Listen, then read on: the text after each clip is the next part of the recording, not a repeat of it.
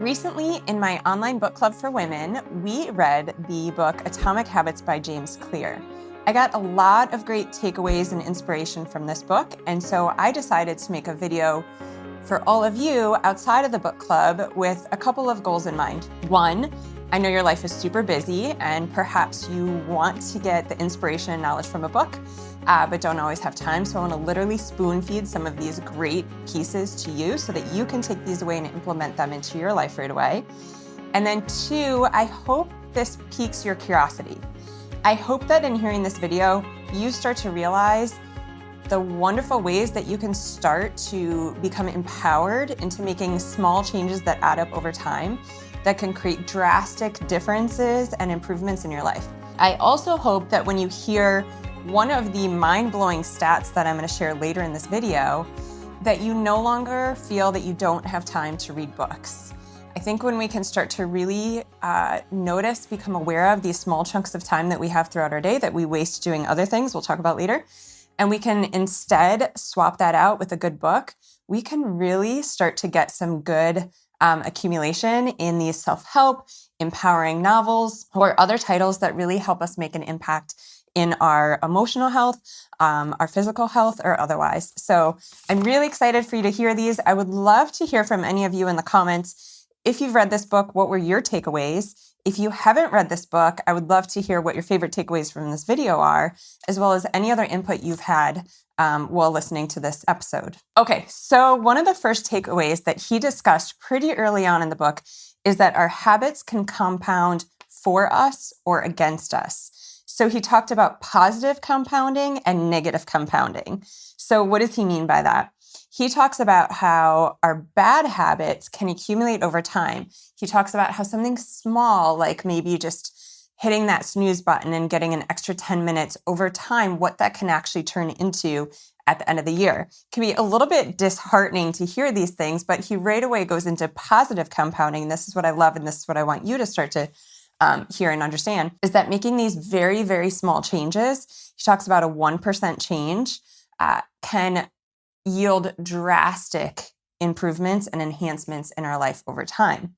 He gives some really good examples throughout the entire book to really bring all the concepts that he teaches home, which is something that I love too. It makes it really easy to understand and implement. So he talks about an analogy of this compounding as an ice cube melting, right? And so an ice cube could literally be sitting on a table and the temperature starts to change in the room, right? Maybe the temperature has been, for whatever reason, sitting at a certain frigid temperature that allows the ice to stay a cube. And then slowly, as the room starts to heat up, the state of the ice is changing, but you don't see any impact on the outside. We know that when the room hits a certain temperature, 32 degrees, that actual composure of the ice and the state of the ice is going to start to shift and melt. But one thing he says that I love is that just like the ice cube, our work is not wasted, it's just being stored. So the temperature change was not impacting the ice cube, it was just being stored and we weren't seeing it until that breakthrough moment. He talks a lot about these, the breakthrough moments that are the results of many previous actions, which build up the potential required to unleash a major change. Now, I'm going to apply this to real life situations in a minute. One of the examples that James gives for positive compounding that I love is the power of, reading books, and how in each of these books you learn a little something new. And it not only opens you up to different ways of thinking, but it can start to help you accumulate shifts and changes in your life. I love this quote by Warren Buffett. He says, "That's how knowledge works. It builds up like compound interest." So of course, anyone talking about a book analogy and the power of reading these books over time, just small chunks each day, and how that can shift our lives really hits home for me. All right, so other examples of this concept that Clear talks about in his book are earthquakes, right? It's really easy for us to, I just want to pause and say this for a minute. It's really easy for us to see these outside examples, and it makes sense for us when we're looking at those things, but to forget about these concepts when it comes to us, right? We can have this goal of I'm going to get fit, I'm going to get in shape. And maybe we even hire a trainer and we start working out and it's weeks and maybe months, and we're not seeing the change that we had in our mind that we would see. Again, forgetting to realize that these things add up and stack. And again, I love this quote, our work is not wasted, it's just being stored. And then all of a sudden you're going to have that breakthrough. We're like, oh, I got to buy new pants. So he talks about these other outside examples, which I think are just really powerful anchors for us to lean on when we perhaps are feeling lost, like we're working so hard and nothing is changing. He talks about an earthquake erupting, right? So we all know that well before the earthquake actually happens, there's shifting underground in these tectonic plates. We don't see it, we can't feel it. It doesn't mean it's not happening. Again, the work is not wasted. It's just being stored, and then boom, an earthquake. Another one he talks about is bamboo. Anyone who's ever planted a garden or tried to grow something knows how frustrating the process can be and how it can feel so slow. Well, bamboo is such a great example of this concept of our work isn't wasted, it's just being stored. So bamboo can barely be seen for the first 5 years of its life as it builds an extensive root system underground. We don't see this happening. We just see this little stalk of bamboo and like nothing's happening. We're not seeing that stored energy accumulating. And then it shoots up 90 feet in a matter of 6 weeks. This is how people experience breakthroughs. This is how when you see someone and they're an overnight success, right? I've even seen, famous actors being interviewed. I remember an interview with Brad Pitt, and he said, I hate when people call me that because all the work that I did leading up to that moment where people finally recognized it's like it negates all of that. And so I think this concept of positive compounding is so powerful in reminding us that, in the overwhelm of our busy lives, we can choose to make small changes daily. We're going to talk about that in a minute, about making habits easy with the 2-minute rule, that really add up over time to change our life. We don't need to get overwhelmed with yet another thing on our plate. How are we going to fit it in our busy schedule? It's too hard. I'm exhausted. Like, some of the most successful habits and changes that he talks about in this book are 2-minute things, which I love. Okay. One of the other things he does is he shares a lot of great resources. So I linked this one below, and we're talking about the concept of positive versus negative compounding. It can be a really cool exercise to walk through and check yourself with how many positive habits you have and how many negative habits you have. And, if you're someone who's hard on yourself, this might be a really helpful practice to work through to see how many great things you're actually doing.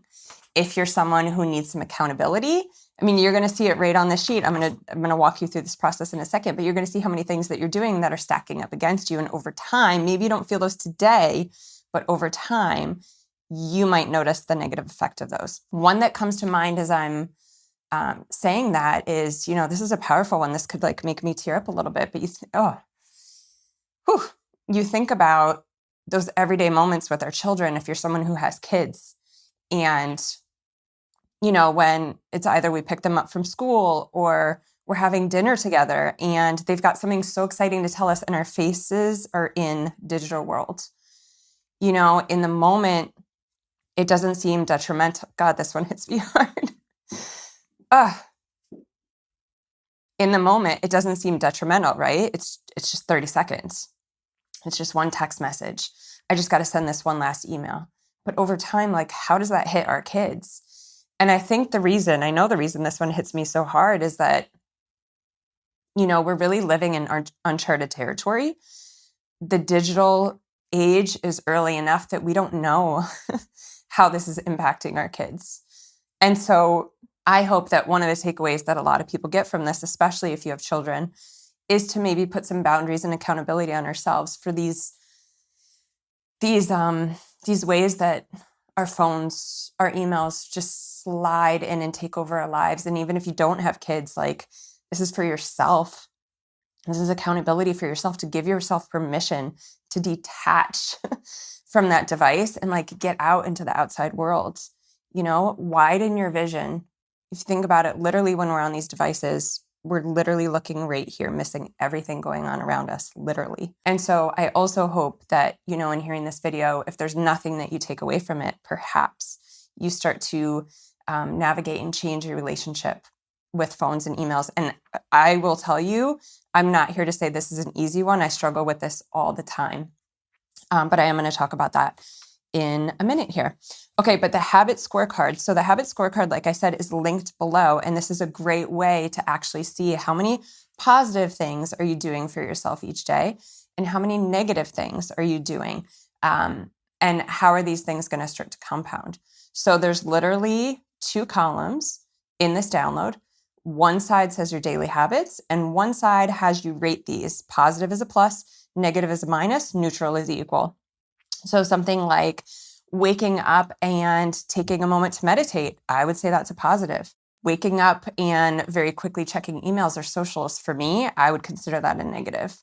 Reading a book, positive. Going for a walk, positive. Getting morning sunlight, positive. There can be these little things that we're doing intentionally that we can start to see major shifts in how these are stacking up. Or in hearing that, if those aren't things that you're doing yet, those are really easy ways to start to positively compound your life, just starting with your morning, getting out for morning sun, 2 minutes, 5 minutes, the drastic effect that can have on how your day feels, especially if you're someone who spends a lot of time on emails, socials, digital world for your job, etc. This is huge. Okay, so I love that scorecard. Whether you read the book or not, I highly recommend you do because you're going to get way more out of this if you do. But this is something that anyone can do. It's a free download. You can click on the link below and get access to that. Second takeaway that I loved from this book was a concept that he talks about, how your habits shape your identity and vice versa. There's a whole chapter on this concept. He talks about the 3 layers of making behavioral change and that they're focusing on outcomes, process, and identity. So let me zoom out for a minute. He's basically saying that the way that this is my take on it, the way that we determine what we do is based on the outcomes that we're going to get, the process that we need to go through, and then an identity that we're going to achieve when we hit that mark. I love this one because this actually is something that Jason, my husband, and I have incorporated into our lives. We've just phrased it differently, and I'm going to share that with you since we got out of chiropractic school. And it has been one of the biggest things that has impacted our life. So James talks about shifting from making decisions based on outcome. I want to lose weight. Thinking about what you need to do. I need to work out. And then what your identity will be. And then I'll be this fit, happy person, to reversing it.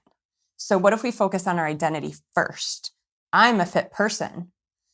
In focusing on that identity and claiming that identity of a fit person, what does a fit person do? Well, that's easy. A fit person works out. And then what are the outcomes that that person's going to get? That's the end result. Then I'm going to be this. I'm going to, feel this way, etc. So Jason and I in our home, and our kids have heard this one a lot, we call it the be, do, have. So many people, and we've definitely fallen into this, we think about things from a have, do, be model. For instance, gosh, if I could just have that dream house, then I could do all the things in that house that made me happy. I'd have my garden. I'd be a gardener. There's a beautiful yard, so I'd spend more time outside, and then I would be happy. When in reality, here's my crazy side, the way that the game of life works, and I have lived this way for 20 years, is the reverse. You want to attract anything into your life. Here's the secret: be, do, have instead of have, do, be. You want to, let's see. Okay, I want to write a book. So I want to be an author. So I'm going to, rather than focusing on the outcome, what I'm going to have and then do so I could be an author, I'm going to flip it. I'm going to wake up and embody that I am an author. And so what does an author do? I'm going to make decisions throughout my day based on what an author does. Does an author spend a lot of time scrolling social media, or does she tune that out so that she can write? Does an author surround herself with great books? Probably. So I'm going to do that. And then in being the author and doing the things that an author will do, maybe one day I have the opportunity to get my book out there so that more people can hear my message and spread my mission. So let's apply this. There's 2 scenarios I want to talk about. Definitely one of these was shared in the book, maybe the other one. So think about, again, I feel like just, getting fit and losing weight is a very common goal for so many people. So think about if you're going out to lunch and maybe you're in a social situation and there's a lot of people and there's like a lot of really good food that you really want to eat, but it's not the kind of food that you should eat when you're trying to lose weight. So think about if you're strictly focused on the goal of losing weight versus identifying yourself as a fit person. Sitting down, looking at that menu and making the decision, which option do you think is going to set you up more for success? He drives this home in the book with an analogy. He said, imagine handing a cigarette to two people. One of these people says, no, thanks, I'm trying to quit. And the other one says, no, thanks, I'm not a smoker. Boom. Like, how powerful is that? Are you kidding me? I wouldn't even ever try to offer that person a cigarette again. But not that I would really do this, but think about this. Like you could tell based on the first person's response that they could be swayed. No, thanks, I'm trying to quit. But if I really pushed you, you'd probably take it. But this person, no way, they're not a smoker. No chance. See how powerful that is when we can switch our identity. When, like James Clear says, when we implement the 3 layers of behavioral change, identity, process for our outcomes. I love this one. I would love to hear your thoughts on this. The other thing, again, when it comes to kids, so I love, talking about our kids a lot. I think a lot of these concepts that we weave into our lives, my husband and I, whether there are, health goals for what we eat or our mental state and how we're focusing on like surrounding ourselves with inspirational messages and staying motivated. These are things that are woven through our home and our family conversations since our kids were day one. And I think this is really important. So, think about the power of words when we're talking about identity shifts. So think about how many times you've said to yourself, and then let's relate this to our kids too, whether or not you have kids in the home, you're around kids at some point. Think about how many times you've said to yourself maybe things like, I'm not good at math, or I'm a horrible public speaker, or I can't sing. Think about how powerful that is. And then think about kids, right? So if you've ever heard siblings talk about themselves as like, I'm the athletic one, or I'm the smart one, or I'm not good at science, but my brother is, like, those are powerful lock-in identity phrases that I always see the opportunity as an adult to help shift those in kids. And I'm constantly working on catching myself doing the same for me. So think about, if you're walking into a meeting and maybe there's some tension and the self-talk that we have might be something like, oh, I'm not good at conflict. Well, what if we switch that? What if we simply added yet onto the end of the sentence? And that's a lot of times what I'll do with our kids. I'm not good at soccer yet. Like, you can easily catch yourself and do a reframe. What if you took it one step further and instead of walking in that meeting saying, I'm not good at conflict, talking about a simple truth that's enough of a flip to help you switch how you walk into there. Maybe it's like, I'm a compassionate person. I'm a great listener. And like realizing that those things can bring a lot to a meeting that's perhaps centered around conflict. Or, maybe this is even about like faking it till you make it. Maybe you embody, I'm a great leader, or I'm so thankful that I'm getting better at conflict. Our words are spells and they're so incredibly powerful. And I think a lot of people know that. And then when you pair that with something like James Clear taught in this book about the power of our identity informing our habits, this is a big one. Okay, takeaway 3. You want to talk about easy? This is easy. And who doesn't love easy? Oh my gosh. This is, again, I'm just going to keep saying this, the power of reading a good book, even if you don't finish the whole thing. Even if you read parts of it, if you can take some of these chunks away that are easy things to implement in your life, oh my God, like how different will you be in a year? Okay, so takeaway number 3, one of my favorites, the 2-minute rule. So he talks about the power of starting small, and so often in forming new habits, we start too big. So again, I'm going to go back to fitness. I just feel like it's something that comes up, especially for women so often. And, we'll tend to make lofty goals. I want to run a 5K. I want to lose 10 pounds. I want to stop eating carbs, like all the things. Well, how about if we just chunk it down and make it as small as possible? How about instead of saying, I'm going to go to the gym 5 days a week and I'm going to lose 10 pounds, we say, okay, well, I'm going to go to the gym tomorrow and I am going to do something there for 10 minutes. What if we are not a morning person? It's a big identity one yet. But we want to start waking up early to work out because we know in reality that's the only time that we can carve out in the day to actually make this happen. We are dreading this because we've told ourselves for our entire lives that we're not a morning person. So that's first switch. So glad I'm becoming a morning person. I'm so grateful that I actually am a morning person. Or if you need it, just loop on yet at the end. I'm not a morning person yet. Maybe even, but I will be. So instead of setting us up for perhaps failure with this, okay, I'm going to wake up 5 days a week. I'm going to get to the gym at 5:30 a.m. and I'm going to lose those 10 pounds.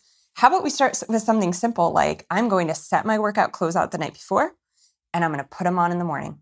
I'm going to set my alarm for 5:15 a.m.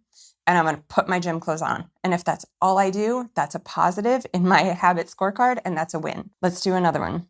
Maybe overwhelmed. The whole house is a mess and you're like, I have got to clean this house. How about you shut all the doors to all the rooms and you focus on one part of one room? Maybe it's, I'm actually just sick of the clutter. I'm going to clean out one drawer. Because what happens, and James talks about this, is once we get going, it feels good. And so when you've already taken a step, the next step is so much easier to do. It's that first step that's the hardest thing. Then we have momentum and motivation. And, in the morning, the hardest thing is getting out of bed. So if you get out of the bed and you have your clothes on, the rest is easy. If you clean out the clutter of one drawer, now you're in it. Maybe you've got a good song on, like you're in the groove. This actually feels really good. And all of a sudden, your whole room is decluttered. So I love this one because it just takes it such big, lofty things, again, in our busy lives that we don't have time for. It chunks it down, it simplifies it, and it puts it into like 2-minute bite sizes. I love this one. If you've been following me or watching any of my videos, I love to talk about the power of a morning routine. And one of the biggest things I love to help people, but especially women, carve out time for is nervous system regulation first thing in the morning. What do I mean by that? It's simply switching from getting on digital or getting out of bed and going right into go mode, right into reaction mode, and just being. That can mean so many different things for everybody. I mean, that could literally be, something as simple as I'm going to make my coffee. And instead of actually getting on and checking my emails to get ahead of the day, I'm going to sit on my couch and do nothing. So to me, that's like a 2-minute chunk of time. That's a 2-minute new habit that feels like it's nothing when in reality, you will start to see that your entire nervous system, your entire body feels more calm throughout the entire day. So I've got to work in my passion for mornings here because this is literally one of the most powerful things that you can do. This is a 2-minute habit change and stack. Do something in the morning. It's actually not about doing. Be something in the morning. Identify yourself as someone who creates a calm environment in the morning and step into that for 2 minutes. Maybe it's red light. Maybe it's calming music. Maybe it's burning incense.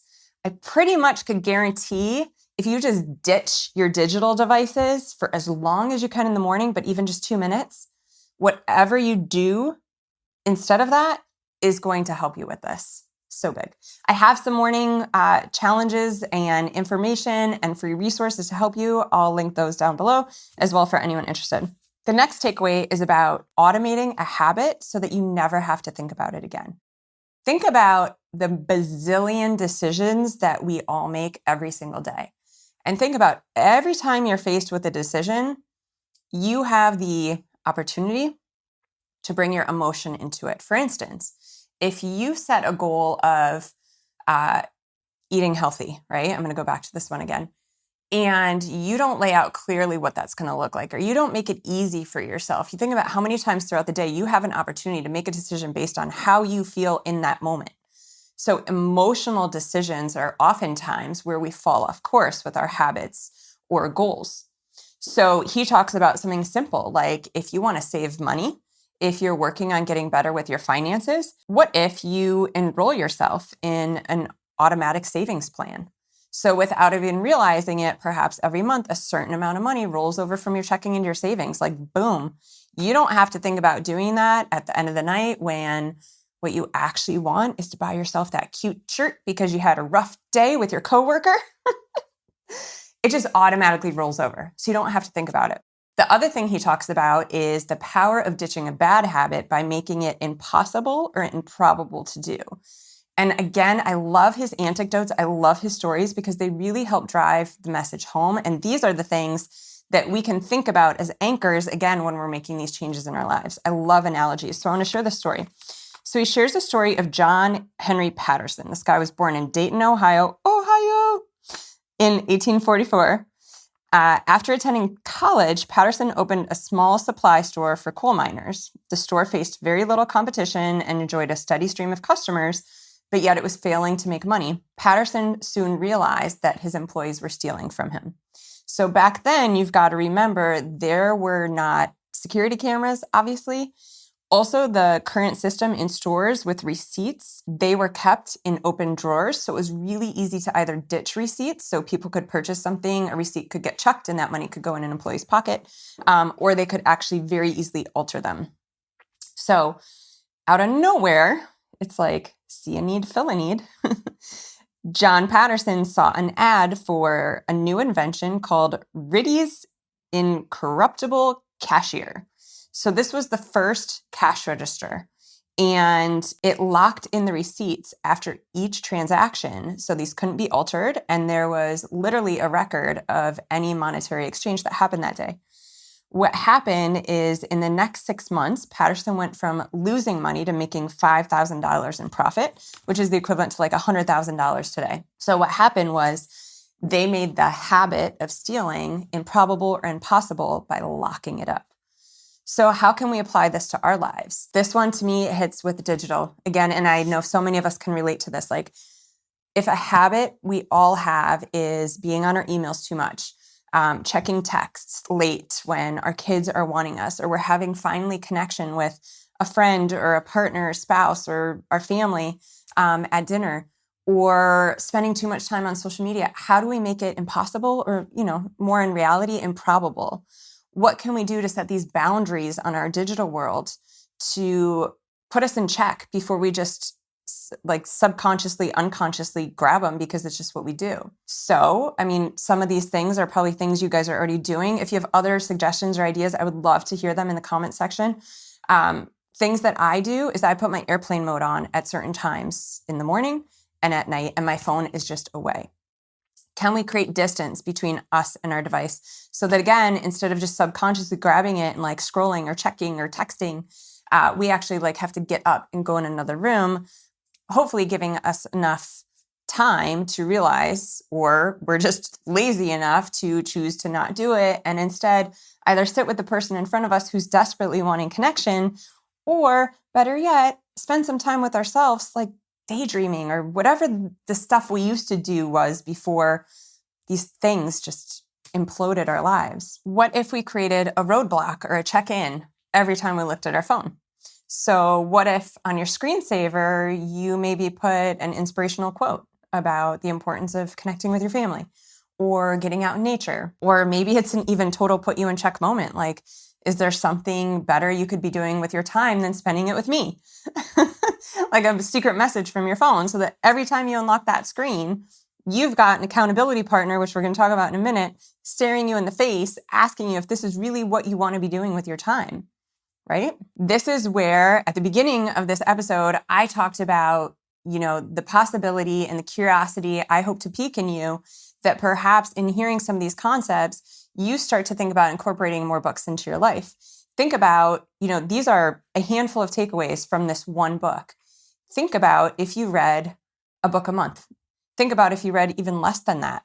And I think in hearing that, most people are going to instantly go to, I don't have enough time. Well, let me share this little stat that Mr. Clear shared in his book that's very powerful. The average person spends over 2 hours a day on social media. So first of all, you might say you're not on social media. Great. How many hours a day are you spending on email? How many hours a day are you spending on the news or some other platform where you get information? That's 600 hours a year. So if the average person spends over 2 hours a day on social media, how much is that person spending on email, on texting, on news, or other platforms. 600 hours a year. Now, I will say, let's go back to that negative compounding. What happens to so many of us, definitely happens to me on the daily, is it's a few minutes here. It's just quick couple minutes here, 10 minutes here. I recently put a pop-up on my Instagram to tell me when I've spent 20 minutes on it in a day. And I'm blown away by how quickly that happens. 600 hours a year. So what if we replaced a negative compounding habit? What if we just got rid of it, first of all? What if we limited some of our time? That would be very powerful in shifting our life. But what if, even more doubly powerful, we replace a negative compounding habit with a positive one? So remember, 600 hours a year in the average person who spends over 2 hours a day on social media. That's not counting email. That's not counting anything else they're doing. So if we took a little more than half of that, if we took 375 hours a year, you know how many books you could read? 50. That's like mind-blowing. It's mind-blowing. So if we took a few of these little 5-minute, 2-minute grabs of our phone, have that little check-in from our phone where it's asking, is there anything else you'd rather do with this time? Or we have our phone in another room, or have like a time constraint on your Wi-Fi router. Maybe you don't even have internet in your home from, before 8 a.m. and after 8 p.m. Think about what you could do with the knowledge obtained in 50 books a year. What if you just read 12 books a year, 10 books a year? Like, this is insane, the math. We all have time to read these books. But if you don't, here, I'm spoon feeding all the takeaways from this one for you. Another great resource, again, this guy's just full of resources in this book. Another great resource he shared, which I actually didn't even stumble across until I was getting ready to film this episode, is a packet on, it's a bonus chapter on how to apply these ideas shared in the book to parenting. I love this. And so just, real quickly, I want to touch on a couple of these because you might find that you even just want to download this resource, which is linked below. He talks about the power of the first law in behavior change and making it obvious. So when it comes to maybe having our kids help us pick up around the house, he talks about something Julie Morgenstern calls the kindergarten model of organization. Kindergarten classrooms are designed to make it very obvious where things go. Well, can we set up our house with that same regard to make it obvious in changing this habit and having our kids help us clean up? I mean, think about, probably so many of you have these in your mudroom or your laundry room, right? Like the little bins, your shoes go in here and your coats go up here and I don't know about you, but so many times I find their shoes right next to the bin.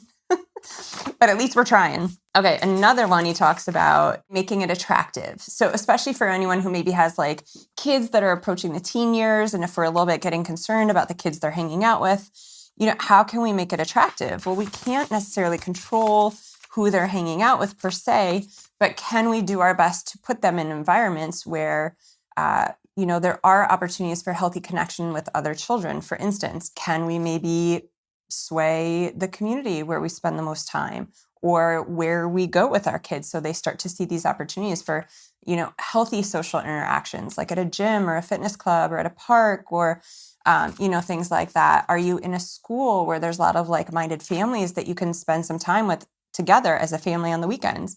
These things are really huge. It's making it attractive, making it really easy for them to connect with these kids. Another one he talks about is making things easy. I kind of just touched on the importance of making things easy with our kids, but he mentions how so often, there'll be tough things, tough challenges that our kids face as they're growing up. Maybe it's confrontation or tough conversations with a coach or a teacher, and it can feel so much easier for us to just take care of it for them, when actually what we need to do is give them room and create environments and opportunities for them to work on getting through this.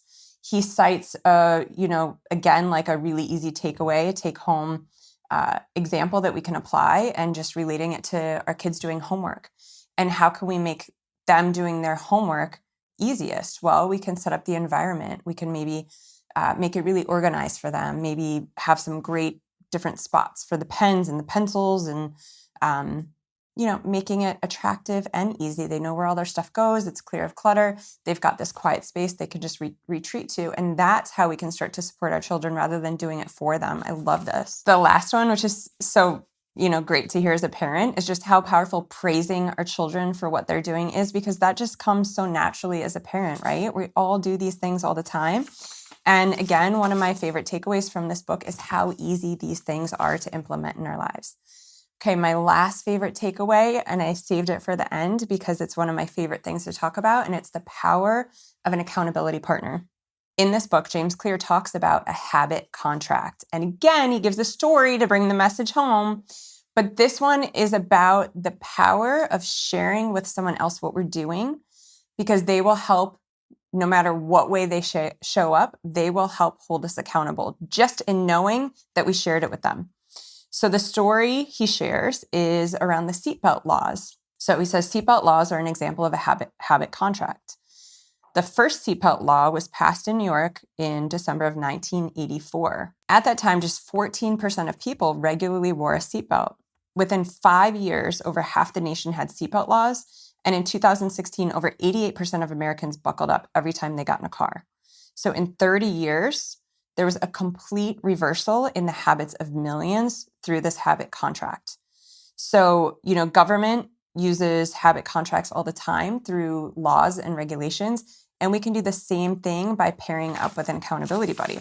So the other day I actually did this. I've, had a lot of work deadlines and just things I'm focused on. And I have stopped meditating, and meditating is one of the best things I can do for myself in the morning. I formed a habit contract with my friend. I texted my friend Melanie. I know she's fallen off as well, and we've just both been a little bit stressed. And I said, let's set our alarms together for 5:30 tomorrow morning. Let's wake up and we'll do a 20-minute meditation. That's like a short meditation for what we normally do. And I knew that even if I was willing to let myself down the next morning, I wouldn't let her down. As weird as that sounds, but I know you can relate. And so the next morning when I needed to get up, I literally didn't want to. I so badly wanted to roll over in the cover, but I thought about disappointing her. I thought about, what's it going to feel like when she texts me and says something like, oh my God, that felt so great. I'm so glad I did it. And I didn't do it. I'm going to have major regret. So that got me out and got me meditating. So think about the power and alliance that you can form an accountability partner. This can be your trainer. This can be your spouse. If you're wanting to make food changes in the home, maybe this is like writing it down and putting it on the fridge so everybody sees, and you're literally faced with people watching what you're doing and helping hold you accountable. The power of a habit contract and accountability partner cannot be underestimated. So in saying that, I want you to be an accountability partner for someone else. I want you to click that share button and send this episode over to someone who needs it. I know you got a lot out of this, and I would love to hear. Again, leave information in the comments. Let me know, what were your favorite takeaways? Have you read this book? What did you get out of the book? What have you changed in your life since the book? Or maybe if you haven't, use this as your accountability and pick one thing, put it in the comments, form a habit contract, and say, I'm going to now start doing this. Thank you so much. I hope you enjoyed this episode. Go ahead and throw a like under it if you did. Again, go ahead and share it with a friend to become their accountability partner. Be sure to subscribe to this channel so you don't miss any future episodes. Who knows, maybe I'll keep spoon feeding you all the great takeaways from these books. And if you want to join us in our book club where we're reading them together, that information is below as well. Have a good one.